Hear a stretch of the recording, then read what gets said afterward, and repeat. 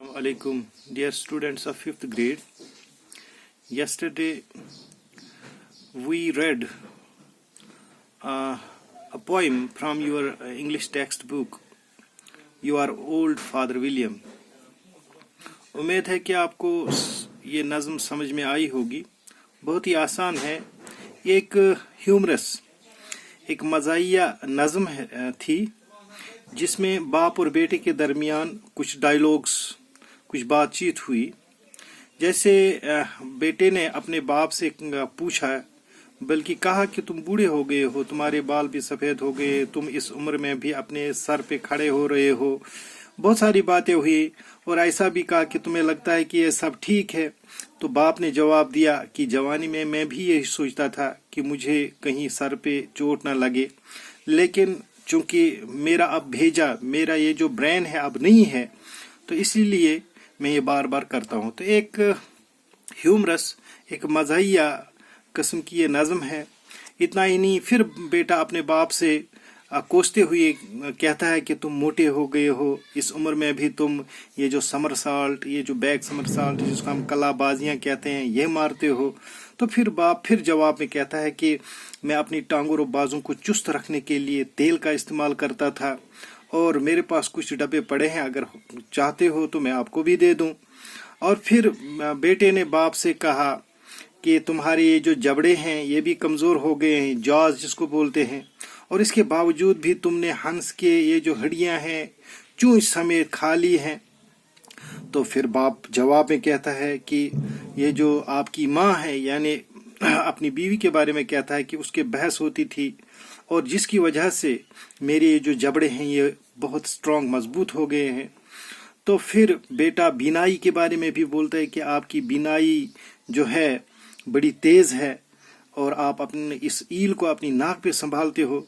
तो इस पे इसके वालिद को, इसके बाप को गुस्सा आता है और वो कहता है कि अब तो काफ़ी हो गया है, मैंने आपके कुछ सवालात के जवाब दे दिए हैं, अब यहाँ से हटो, यहाँ से जाओ, वरना मैं आपको मारूंगा.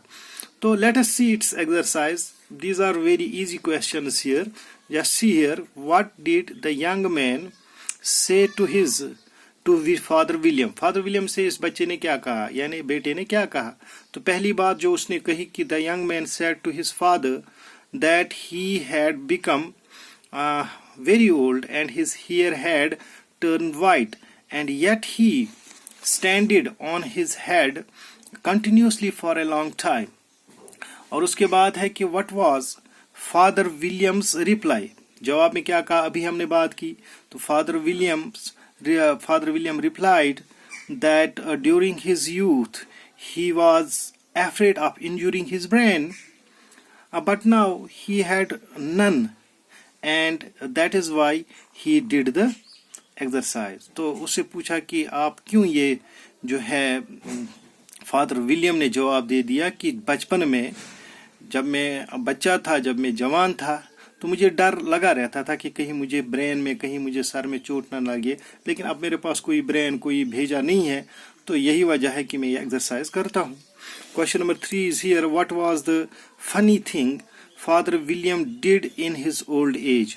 तो ये जो फनी थिंग है, अजीब गरीब जो काम करता था वो क्या था? तो funny thing that father William did in his old age was turning a back somersault. ये जो कलाबाजियाँ करता था, सर के बल उठना, फिर ये जो साइकिलिंग जैसे होती है, उछल कूद करना सर के बल, जिसको हम समरसाल्ट कहते हैं, कलाबाजियाँ कहते हैं, तो वो करता था.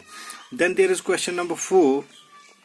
How did Father William keep his limbs flexible in his youth? तो अपने हाथ पैरों को, लिम्स कहते हैं हाथ पैरों को उसने कैसे फ्लेक्सिबल रखा, नरम रखा, सॉफ्ट रखा? तो father William kept his limbs flexible in his youth by using an ointment which cost him 1 shilling the bucks. तो उसने कुछ तेल रखा था जिसकी वो मालिश करता था. तो उसने कहा कि 1 रुपये में, जैसे शिलिंग यहाँ पे करेंसी रूपी है, इसी तरह से जो वेस्टर्न कंट्रीज है, कुछ कंट्रीज ऐसी है जहाँ पे शिलिंग जो है, जिसको हम यूँ समझ लीजिए 1 रुपये कहते हैं, तो पूरा बक्स आता था उसमें. तो then question 5 is what advice did the young man give to father William? अब कुछ और नसीहत, कुछ और राय देता है ये बेटा अपने बाप से.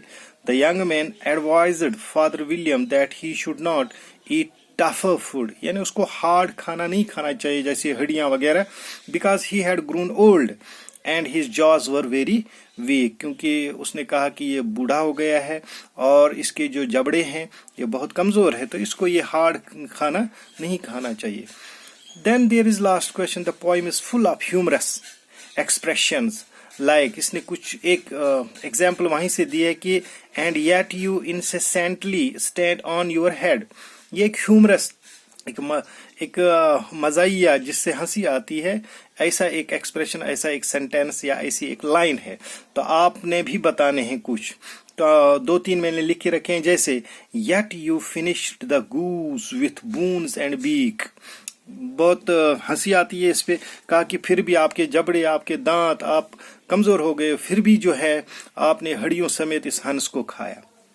इसी तरह उसने कहा, इसके बेटे ने, कि इसने कहा फादर विलियम ने कि I took to law and argued each case with my wife. तो बीवी से बहस होती थी जिससे मेरे ये जो जबड़े हैं वो मजबूत हो गए.